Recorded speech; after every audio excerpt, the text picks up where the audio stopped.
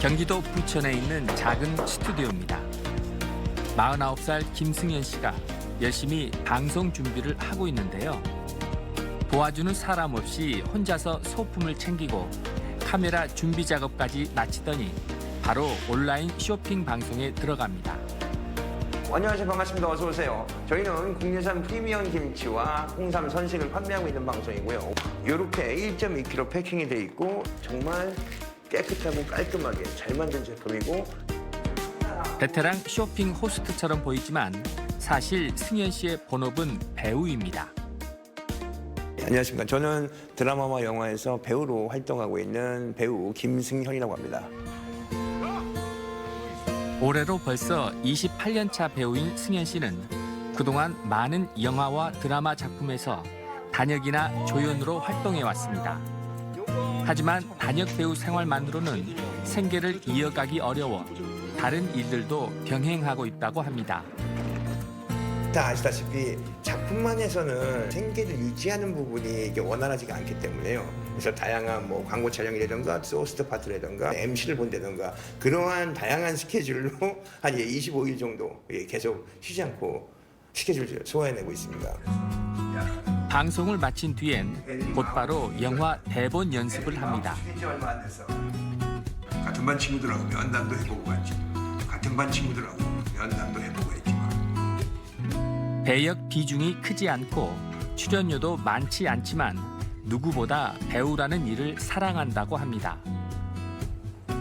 단역 배우님들 보통 이렇게 평균 어떻게 받으시나요? 뭐 30대 중후반 정도의 친구들을 기점으로 얘기하면 보통은 이제 최소 금액 50선에서 한 150선 그 정도 아마 지금 다들 받고 있는 걸로 알고 있습니다. 스타 연기자들은 어느 정도? 스타 연기자분들은 최소 몇 천에서 몇 억대가 호가하시는 분들이 많으시죠. 단역 배우들의 경우 출연료와 세금은 어떤 방식으로 처리되는지 물어봤습니다. 소속사가 있는 배우는 회사로 먼저 입금이 돼서요. 회사에서 따로 정산을 받고요. 소속사가 없는 배우들은 이제 우리 가장 기본적인 원천징수라고 하죠. 원천징수에 해당되는 부분은 3.3%. 출연료를 받을 때마다 3.3%를 미리 떼고 매년 5월 종합소득세 신고 때 1년 전체 소득을 합산해서 세금을 정산하는 구조라고 합니다. 대부분의 단역 배우들은 수입이 많지 않아서 세금을 더 내도 좋으니 일만 꾸준히 있었으면 하는 바람이라고 합니다. 이 겨울철이나 이제 여름 장마철 야외 촬영이 굉장히 많이 줄어들어가는 그런 시점에 수익 구조를 어떻게든 만들려고 굉장히 노력을 많이 하고 있습니다. 그래서 최근 잇따라 불거지는 유명 연예인들의 세금 탈루 논란을 접할 때마다 마음이 씁쓸하다고 합니다. 아, 이 사람들은 이렇게 많은 돈을 벌고 있구나. 그 시간 동안 나는 뭘 했을까?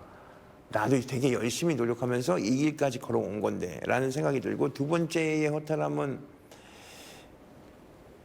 얼마 안 되는 출연료를 또 받으면 성실하게 또 세금적으로 납부도 하고 이러는데, 아, 저들은 저렇게 많은 금액을 받으면서 그런 것들을 납부하지 않는다라는 부분을 봤을 때는 정말 야.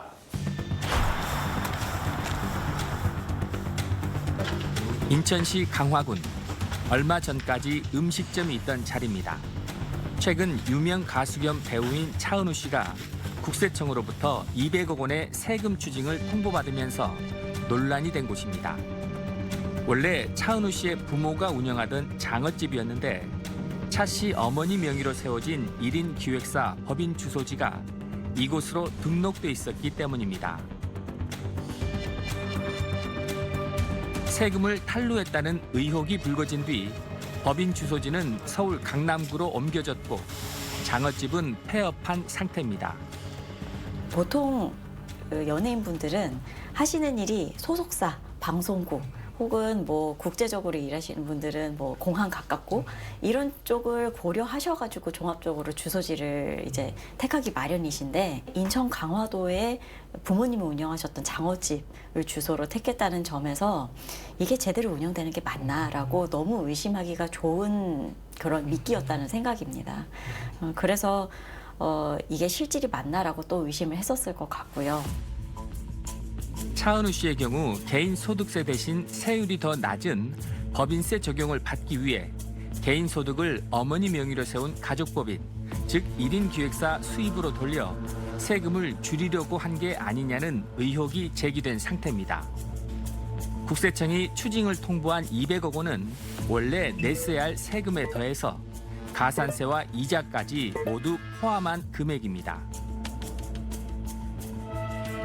많은 분들이 200억 금액에 놀라셨을 텐데요. 이 200억 금액이 모두 원래 냈었어야 되는 세금이라고 보기는 어려워요. 보통 이렇게 과세예고 통지로 세금이 추징이 되게 되면 본세와 가산세로 나뉩니다. 본세만큼은 원래 냈었어야 되는 세금을 내는 거고요. 잘못 신고한 거에 대해서 페널티를 줍니다. 그게 가산세인데요. 차은우 씨 세금 탈루 의혹의 핵심은 바로 1인 기획사 문제입니다. 소속사가 있는 연예인들의 경우 소속사와 정산을 통해 수익을 배분받습니다. 보통은 이렇게 원 소속사가 있고 거기에 이제 여러 전성 연예인이 있을 것입니다. CF든 방송이든 영화든 이런 연예 활동의 계약 주체가 이제 대표로서 원 소속사가 하게 되고 계약을 맺고 그다음에 이 소속사에서 이 전성 연예인이 활동할 수 있도록 그런 모든 비용을 먼저 선투입을 하게 됩니다. 그래서 순이익이 남으면 순이익을 연예인과 나누는 구조거든요. 예를 들어 소속사가 정산을 통해 연예인에게 100억 원을 지급하면 연예인은 그에 대한 세금을 내는 구조입니다. 그런데 이 과정에 가족 명의의 1인 기획사를 끼워 넣어 세금을 탈루했다고 본 겁니다. 1인 기획사를 운영한다는 게 법인세율이 너무 낮아서 세금 차이가 너무 많이 납니다.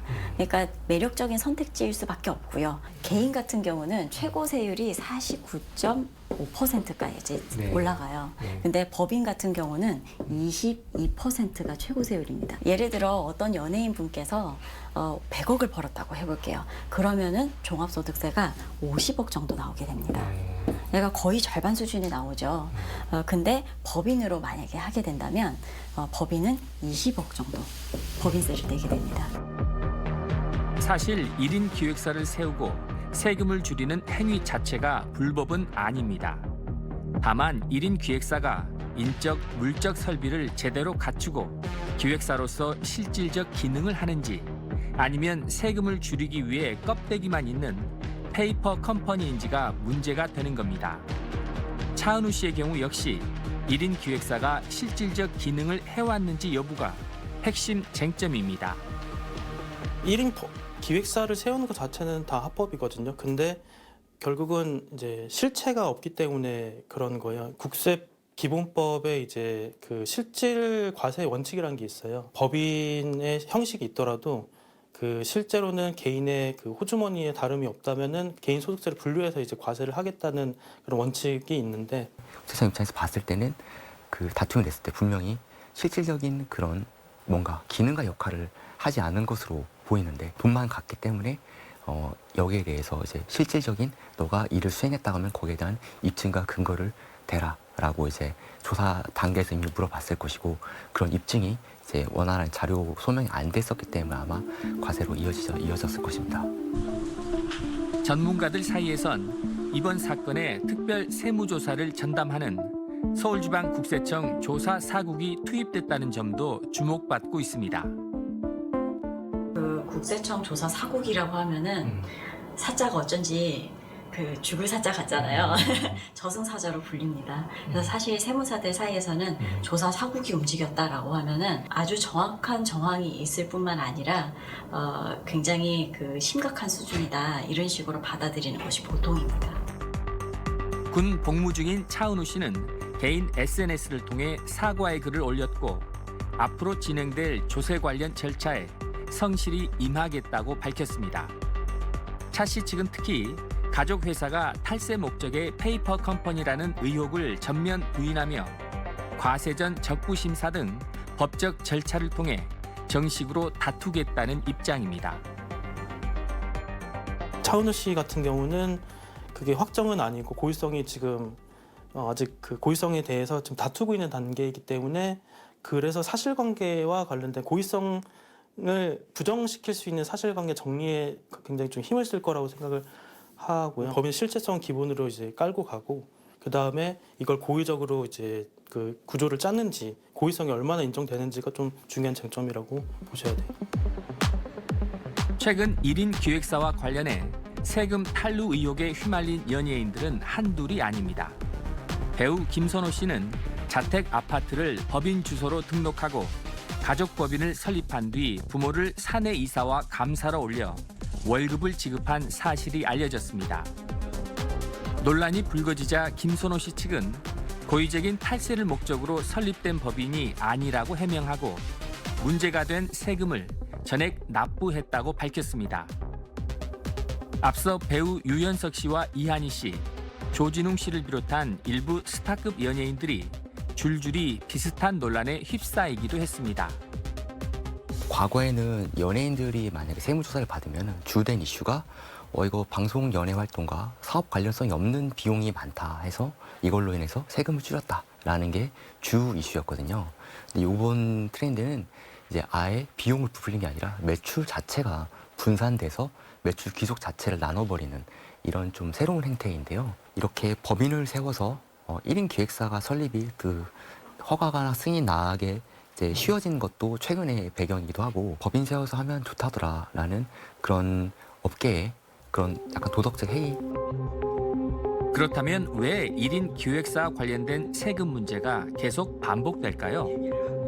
한 연예 기획사 직원을 만나 직접 이야기를 들어봤습니다.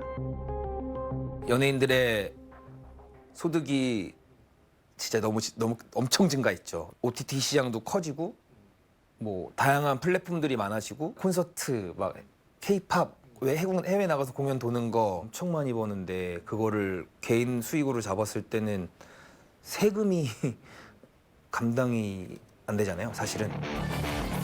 최근 몇 년 사이 넷플릭스 같은 OTT의 확산과 한류 열풍은 스타급 연예인들의 몸값을 천정부지로 치솟게 만들었습니다.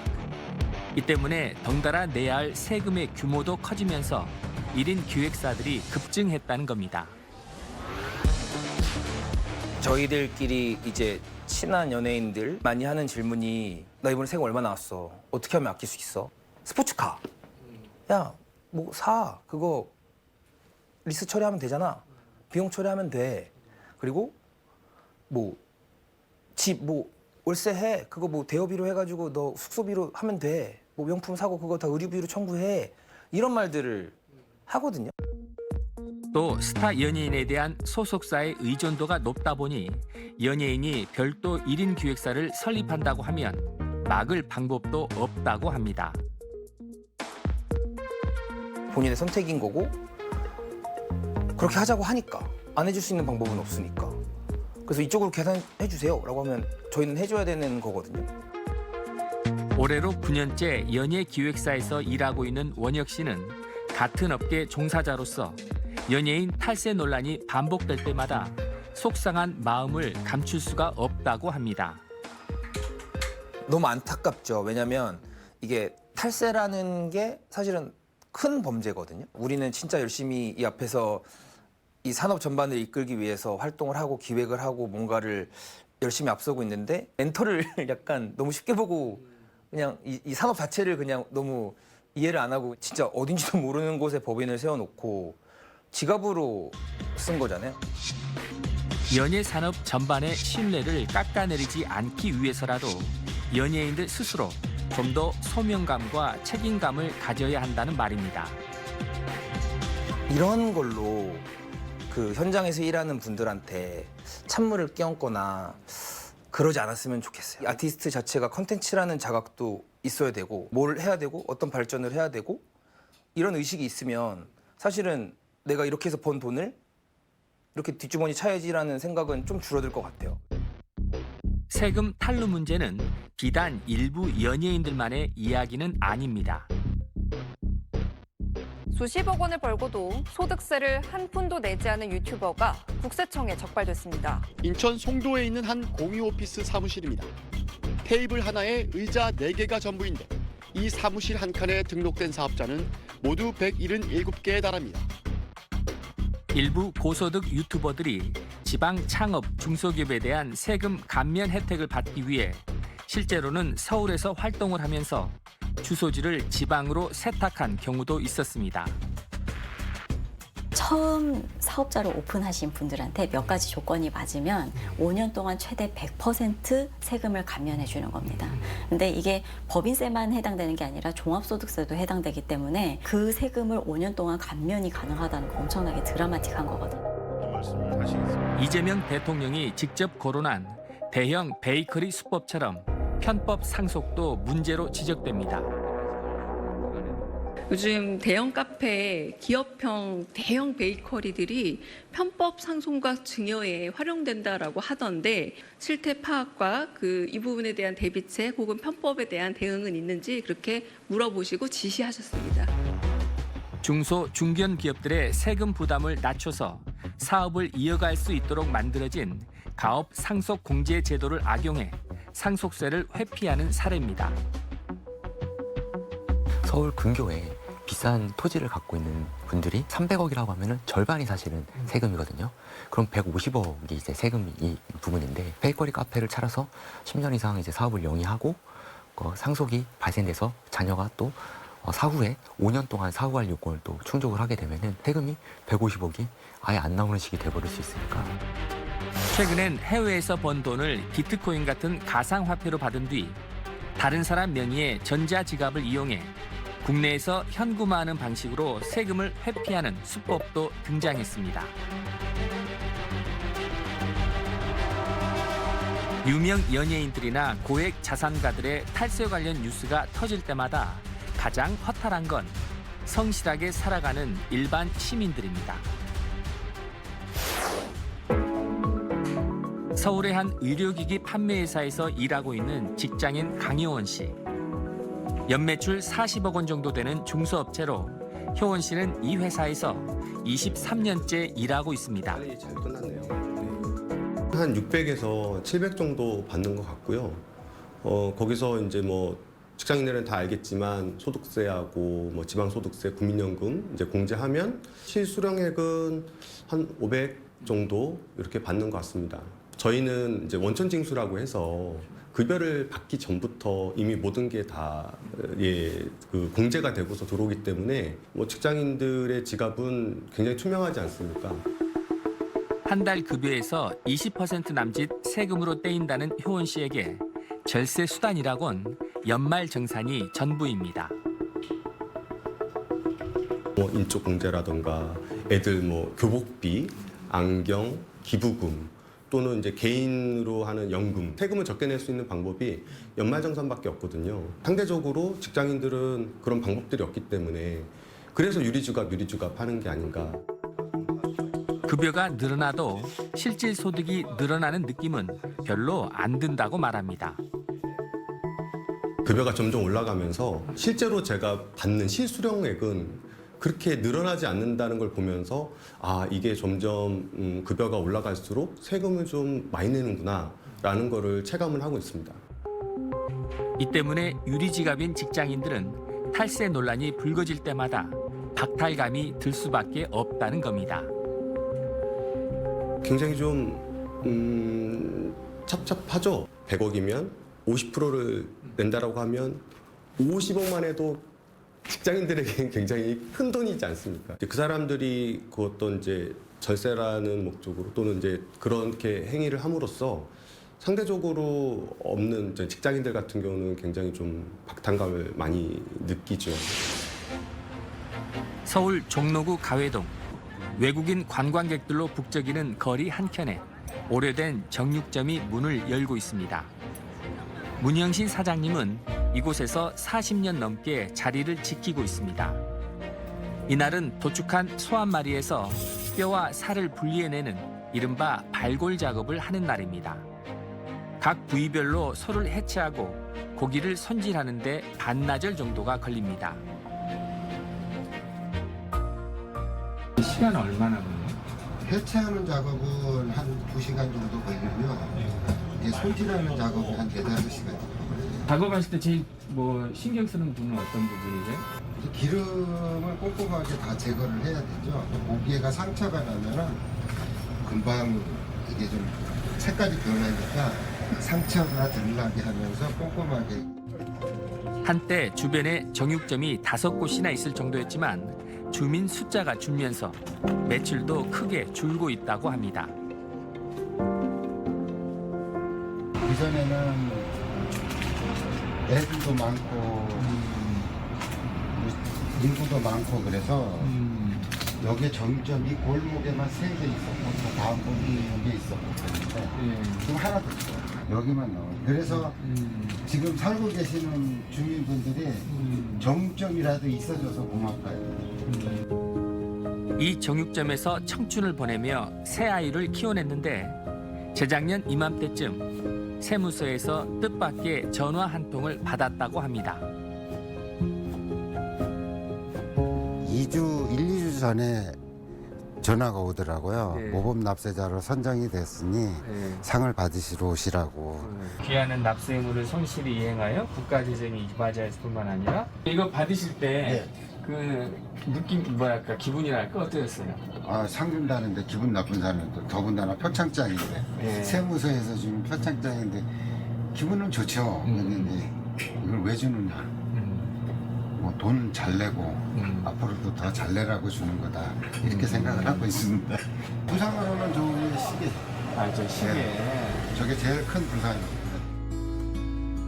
1년에 내는 소득세는 평균 3천만 원에서 4천만 원 사이. 형신 씨 역시 꼬박꼬박 세금을 내는 게 마냥 달갑지만은 않지만 군말 없이 세금을 낸다고 합니다. 돈이 나가는 게 아깝지 않은 사람이 있겠어요. 세금 많이 내는데 아깝지 않은 사람이 있어요. 다 아깝다 그러지만 그거를 정직하게 벌었으면 정직하게 세금 내고 그게 나라를 발전시키는 일이니까 저는 그렇게 생각을 해요. 세금은 번 만큼 정직하게 내는 게 답이다. 그러면서 세금을 정직하게 낸 사람들이 손해보는 느낌이 들도록 해서는 안 된다고 말했습니다. 저처럼 세금에 무지한 사람은 탈세를 하고 싶어도 못해요. 왜? 우리보다 몇십 배, 몇백 배 더 버는 사람들인데 그런 사람들은 탈세를 하는 방법을 정확히 알고 있으니까 그렇게 탈세를 하는 거 아닙니까? 없는 사람들은 세금을 잘 내고 있는 사람들은 세금을 안 내고 그런 거를 보면은 좀 억울하기는 하죠. 지난 2011년 9월 인기 연예인 강호동 씨는 굳은 표정으로 기자회견을 가졌습니다. 소득을 실제보다 적게 신고했다는 이유로 국세청으로부터 수억 원대 세금을 추징받으며 논란이 되자 잠정 은퇴를 선언했던 겁니다. 당시 각종 커뮤니티와 게시판엔 강호동 퇴출 서명운동까지 일어날 정도로 세금 문제를 바라보는 대중들의 시선도 차가웠습니다. 그리고 1년 뒤 강호동 씨는 고의성이 없었다며 세금 탈루 의혹에 대해 무혐의 판정을 받았고 다시 연예계로 복귀할 수 있었습니다. 그로부터 15년이 흐른 지금 어쩐지 세금을 대하는 연예인들의 태도는 전보다 더 가벼워진 듯 해 보입니다. 예전에 뉴스 보면 기업에서 탈세한 회장님들 포토라인에 세워서 진짜 전 국민 앞에서 사과하게 만들고 큰 범죄였어요. 근데 지금은 추징금 내고 활동하면 되지라고 생각하는 건가? 탈세 정도는 범죄가 아닌가라고 생각이 되는 거죠. 이거는 조금 경각심을 연예인분들도 알았으면 좋겠고 사회에서도 이런 거에 대한 눈초리가 조금 더 날카로워졌으면 좋겠고 우리가 사회 공동체를 유지하기 위한 일종의 회비 같은 개념이기도 하거든요. 연예인들 같은 경우는 대중의 사랑으로 그 막대한 부를 이뤘는데 노블리스 오블리제의 역할로서 거기에 걸맞는 그 의무를 실행을 해주는 것이 맞지 않나. 최근 우리 사회에서 연예인은 이른바 신흥 귀족이라 불립니다. 일반인은 평생 구경조차 못할 부를 쌓고 그들만의 성벽 안에서 살아간다는 의미입니다. 화려한 성벽 안에서 누군가는 교묘하게 세금을 피하는 길을 찾고 있을 때 평범한 유리지갑들은 묵묵히 납세 의무를 다하고 있습니다. 탈세가 그저 운 나쁘게 걸린 비용으로 치부될 때 허탈감과 분노는 커질 수밖에 없고 우리 사회의 공정과 신뢰에 대한 물음으로 되돌아오게 될 것입니다.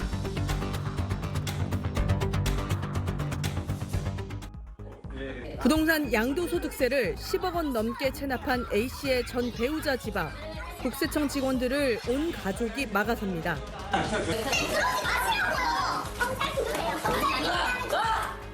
A씨의 딸이 갑자기 출근한다며 가방을 메고 집을 나섭니다. 잠깐만요. 확인해야 된다니까요. 신랑이 잃어버리더니 단속반 얼굴에 가방을 던져버립니다. 왜 그러시는 거예요? 아니 왜 그러시는 거예요? 출근 가방 속엔 현금 1억 원이 들어있었습니다. 국세청은 A씨와 전 배우자 집에서 1억 6천만 원을 압류했습니다. 양도세 수억 원을 체납 중인 B씨. 옷장 속에서 검은 봉투가 발견되자 황급히 낚아챕니다. 사모님! 방입니다. 현금과 명품, 금 54돈 등 1억 원 상당이 압류됐습니다. 국세청은 고액 체납자 추적 특별 기동반을 만들어 지난해 11월부터 3억 원 이상 고액 체납자 124명에 대해 현장 수색을 실시했습니다. 금고를 열어 금 두꺼비 등 순금 151돈을 찾아내고 아이고야, 금 아니에요? 김치통에 숨겨둔 현금 2억 원도 발견했습니다.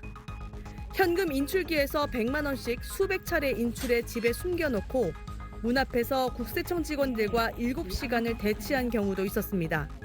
4개월 만에 현금 13억 원을 비롯해 명품 가방과 시계, 술 등 81억 원어치가 압류됐습니다. 국세청은 백화점을 방불케 하는 압류 물품 전용 수장고도 온라인을 통해 처음 공개했습니다. 국세청은 압류한 고가 가방과 시계, 예술작품 등 모두 492점을 다음 달 11일과 25일 두 차례 온라인 경매로 매각해 체납액을 충당하겠다는 계획입니다. SBS 최희선입니다. 돈이 있어도 사기 어렵다는 에르메스 가방부터 롤렉스 시계까지 수백만 원에서 수천만 원을 호가하는 명품들이 전시장에 나왔습니다. 한국 작가 김창열과 최영우, 영국 작가 데이비드 호크니 등 예술작품 경매에서나 볼 법한 거장들의 대작도 있습니다. 모두 국세청이 고액 체납자들로부터 압류해 진품 감정 절차를 거쳐 공매에 내놓은 물건들입니다. 온라인 공매에 앞서 압류품을 직접 보고 살 수 있도록 한 건 이번이 처음으로 많은 사람들이 전시장을 찾았습니다. 이것도 굉장히 흔하지 않은 귀한 그림이거든요. 좀 굉장히 흥미로운 시작가부터 진행이 되다 보니까 닷새간의 전시 뒤 열린 오늘 공매에는 모두 166점이 나왔습니다. 명품 가방과 시계 등 일부 물품은 참가자들이 몰리면서 낙찰가가 크게 올랐습니다. 시작가 650만 원이었던 에르메스 버킨백은 122차례나 응찰이 이뤄지며 1억 6,610만 원에 낙찰됐고 롤렉스 시계는 58번의 응찰 끝에 8,200만 원에 낙찰됐습니다. 달 항아리를 담은 최영욱 작가의 그림 카르마는 8,800만 원, 김창열 작가의 회기는 7,400만 원을 기록했습니다. 다만 낙찰가가 구매가는 아닙니다. 공매 물품은 낙찰가에다 수수료와 부가가치세를 합친 19.8%를 추가로 내야 합니다. 판매 대금은 모두 국고로 귀속돼 체납액을 충당하는 데 쓰일 예정입니다.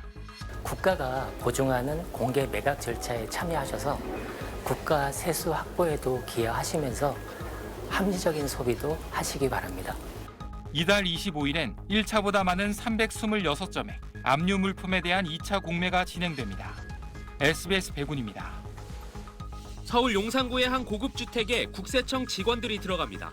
국세와 지방세 등 125억 원을 체납한 부부가 살고 있는 곳입니다. 소득이 없다며 세금을 안 내고 버티고 있는데 집안엔 고가의 미술품이 여럿 있습니다. 방 선반에 가득 쌓인 상자들에선 명품 가방이 쏟아져 나옵니다. 황금 열쇠 같은 금부치도 곳곳에서 발견됩니다. 이 집에서 나온 에르메스 가방만 60점, 안방을 가득 채울 정도였는데 감정가로 9억 원어치에 달했습니다. 체납자 부부는 이렇게 재산을 숨겨놓고 고액의 소송 비용과 자녀 해외 유학비를 데우다 꼬리가 잡혔습니다. 국세청에서 왔는데요. 세금 5억 5천만 원을 내지 않은 또 다른 체납자의 집입니다. 금고 안에선 현금 1,000만 원과 고가 시계 2점이 발견됐습니다.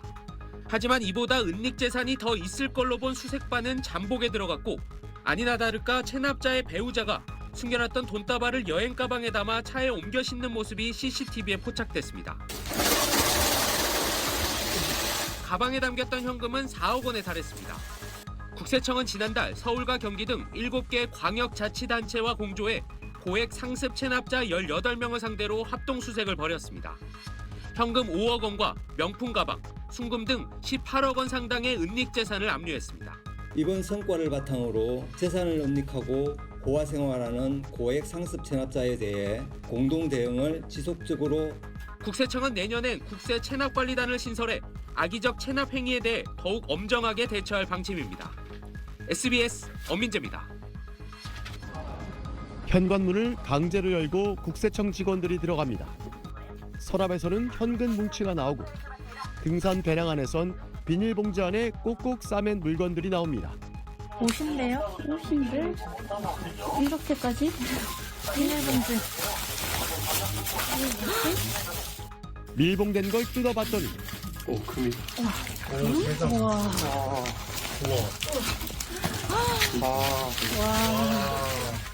수억 원 상당의 금괴와 금반지 등이 발견됐습니다. 집주인은 서울의 한 상가를 매도한 뒤 양도세를 수억 원을 미납했는데 현장에서 3억 원이 추징됐습니다. 또 다른 체납자는 서울 강남의 상가를 판 뒤 양도세 20여 원을 내지 않았습니다. 국세청은 이 체납자가 이혼한 전 아내와 함께 살고 있다는 사실을 확인하고 전 아내의 집에서 현금 등 1억 원을 찾아냈습니다. 비상금 100만 원 나왔던 거 내가 세금 낼 만큼 내고 이 나라를 저기 할 때다 돈 주는 사람이야.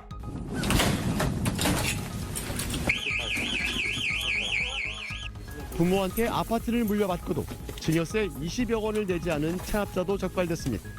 사무실 안 비밀금고에선 현금 다발 등 12억 원이 나왔습니다. 세탁실 쓰레기 더비 속에 수표 5억 원어치를 숨겨둔 체납자도 있었습니다. 국세청은 이들을 포함해 고액 상습 체납자 710명의 재산을 추적하고 있습니다. 이들이 내지 않고 버티고 있는 세금은 모두 1조 원이 넘습니다.